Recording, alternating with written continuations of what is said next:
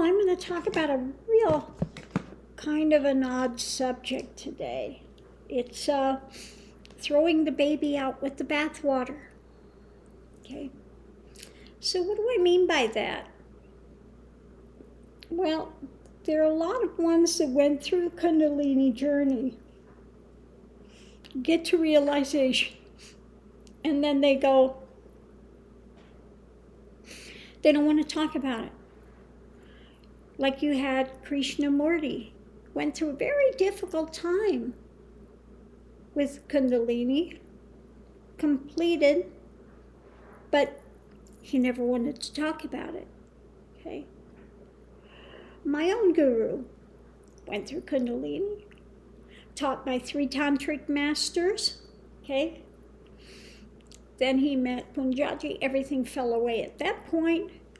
His father was a realized being, and he has a real unusual story about his father. Well, I might as well throw that in while we're talking about it, because it was just, his father was a realized being, and his father says, well, I'm going to die now. Submerge me in the Ganges. They go, but yeah, no, you're alive, you're still breathing. No, I'll be gone by the time you submerge me. Okay. And he did. He left the form before they submerged him. Now in India, for those that don't know, a realized being is not cremated. Okay? Neither are women that are pregnant. They don't cremate them either. They are usually submerged in the Ganges, or they have them buried. If it's a sadhu or something, they will bury them, specific ceremonies, and bury them sitting upright in a meditation posture. Okay. So that's why they submerged his father in the Ganges. But yeah, like I said, my own guru, very knowledgeable, knew everything about Kundalini, how many thousands of nadis there are, how to release fire, how to release heat, all of these things he knew. Okay, we discussed it. But he threw the baby out with the bathwater, as did Krishnamurti, as did many teachers that went to realization. Because what happens, and now I understand in a way why they do it, because when you get to realization, and Kundalini is a tough journey. Okay, it's very tough. You go through years of pain and, having traversed fears and having traverse all these other things, the sounds, the visions, all the stuff that happens. So when everything blows out, what one is aware of is, I've never been born and I've never died. And the only thing to be free of was the mind. So they think that, I could get them there another way. They don't need to do the Kundalini journey, so I'm not going to talk about it. And my guru didn't want to deal with it because, I took the path of teaching through Kundalini. He took the path of just wanting to do inquiry or whatever. I'm not sure what all he's teaching now. Okay. We took divergent things when it comes to teaching. Okay. Now some of my students have met him, but he always says, stay with your guru, be with your guru. And they just wanted to come and pay their respects because he was my guru. He helped break through the last of the conditionings. And so anyway, they throw out the baby with the bathwater. Now, people need help through Kundalini. Now, I understand why my teacher didn't want to go there, because he says, I'm so sick of people talking about the lights and focusing on the chakras and this and that. And, I understand that totally. I get it, okay? So that's immediately where they want to go, because this is what all the books are written out there about now, and just didn't want to deal with that. Okay, so I understand it. But it's the journey that got one to realization. Okay? You don't throw the bridge away. Say, well, I'm over it, I don't need it anymore. Well, other people need that bridge. They need a way to get across. Okay? So yeah, I mean, when you're dealing with Kundalini, you've got more things that you've got to deal with, how to stay grounded. You've got to get them through, the fear modes, the other stuff that comes up. What are the stumbling blocks? What are the, But, again, like I said, I understand why, because it's a more difficult path to talk about. It's so much easier just to tell people, well, just sit there and watch this and question that, and, okay. It's easy to sit up on a stage and talk about Advaita, in a very metered voice, and, But you have to honor what gets you there. Okay? So why throw the baby out with the bathwater? Yes, I understand, because you understand all the time you couldn't have gotten away from it if you tried. That it's always part and parcel of your being. Okay? And there was this whole journey you took to get to where you've always been. It's kind of like the cosmic joke, okay?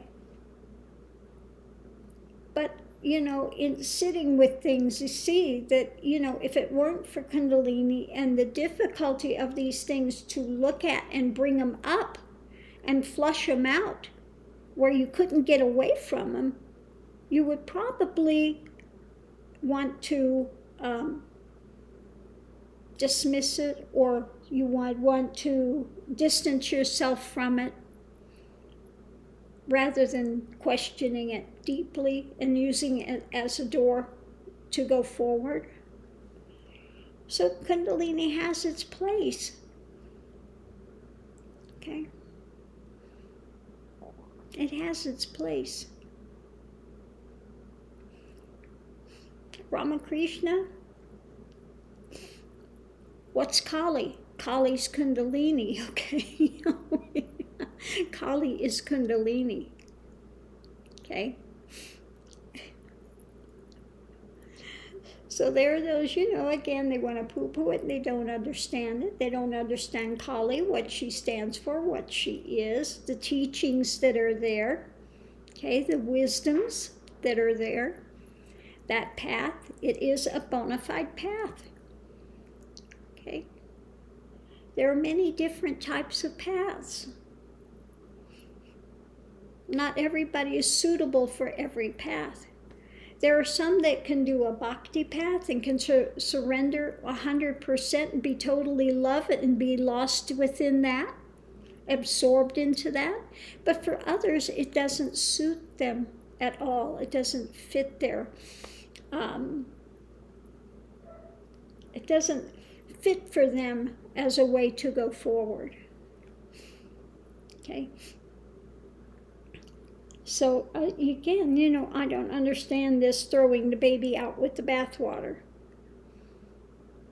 Even though when you get to the end point and everything has dismantled, and you know that it's always present, you know that you've always been free, liberation is always possible. Okay, it's possible for anyone, because that divine is within equal amounts in everyone, okay? It's not more here than it is there, okay? It's equally in all, okay? And one knows that the only obstruction they had was the occlusions of the mind. But that being said, until one gets to the Samadhi states, okay? And I'm not talking about sitting in meditation, you get to a nirvikalpa, okay, and you get an experience of it and you come out and the mind reroutes and goes again. I mean, that's not liberating you at all, okay? You know it's there, you could feel it, you could talk about it, but you're not liberated because that mind is still going. It's still keeping one in that bondage, okay? That illusion of Maya, of illusions in Maya, okay? So it takes more than just sitting in Samadhi states. It takes that questioning, it takes that deep diving, it takes looking, so that when that Samadhi comes, one can surrender into it totally, go through that death, come out the other side with that still mind, okay? That still mind, which stays as a sahaj samadhi, ongoing, effortless, and effortless. That's why Ramana says your normal state is a trance state. Okay. Yeah. Normal state is a trance state. Okay. Now, he didn't always say this, but to one person he did. Your normal state is a trance state. Being in that samadhi, that deep samadhi where the mind is still but quiet. It's done. It's finished. Okay. You're in direct consciousness without any mental fabric occluding it. Okay. You got to go too, Mr. Max? Okay, go sparkle. Oh, you don't have to. He's debating it. So again, I understand why it is, because Kundalini is a difficult journey to go through. And it's so much easier just to sit there and talk about it than it is to aid people to go through the Kundalini journey, okay?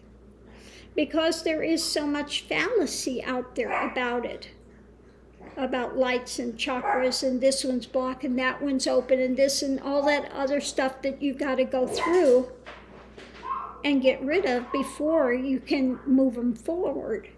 You've got to get rid of the disinformation before you can give them the correct information to go forward. Okay. Oh my goodness. So I wish that teachers that have gone through, and like Ramana says correctly, Kundalini has to be awakened before one can get to realization. It's not what somebody is misquoting and saying. He says it opens at realization. That's not what he said. It has to be open before. Before, that means prior to realization. Okay? Prior to. And it's not going to open up, and within a day or two you're there. Okay? Yeah, no, like I said, rotorooter of consciousness. Kundalini is the rotorooter of consciousness. It's flushing out all of the things that need to be flushed out. It's like the Bible says, you need to burn out all the impurities, okay? Same thing. You need to get rid of the chaff. You only keep the good stuff, okay? And that's what Kundalini does. It brings up all of the conditioned ideologies you have. It brings up the fear modes that you have. It brings up all of these things to be looked at, questioned, and to be moved through. Okay? So I hope that teachers don't throw the baby out with the bathwater, because it's simply easier to talk about what realization is, okay?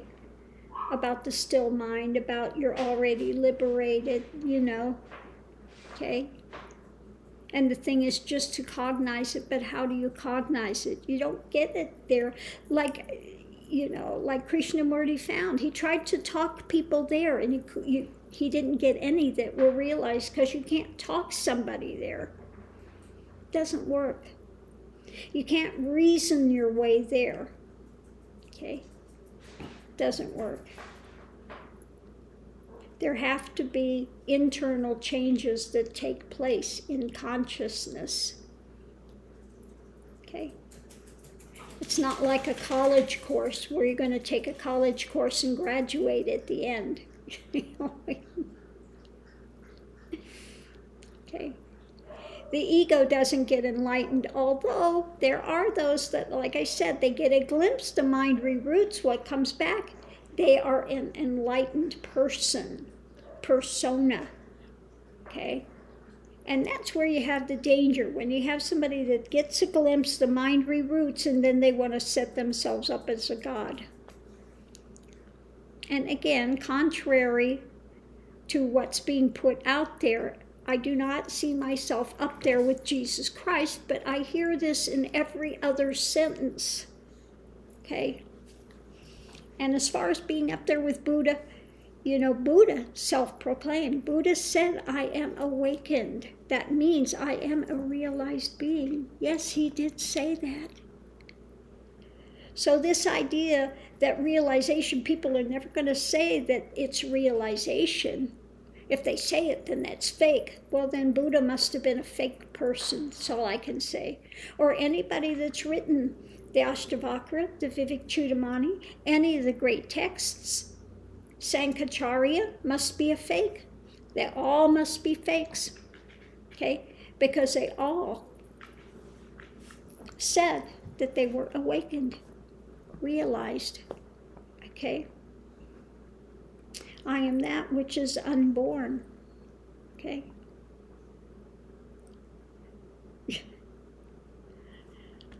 But I guess some people think you should just sit there on a log and never say anything.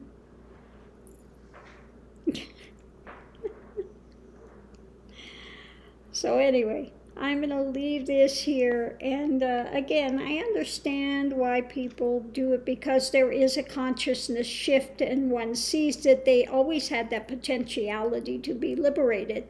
And they think they can get them there by an easier methodology than going through Kundalini, but I have not seen it yet. Okay? Like I said, even Ramana, who was the greatest sage, how many people actually got to liberation? A few. I think it's two or three. Okay? It's not as simple as these satsang sellers want to make it seem. Okay? Yeah. Anybody can go out and parrot words. So I'm going to leave this here. Much love and light. Thanks for tuning in. I'll see you online.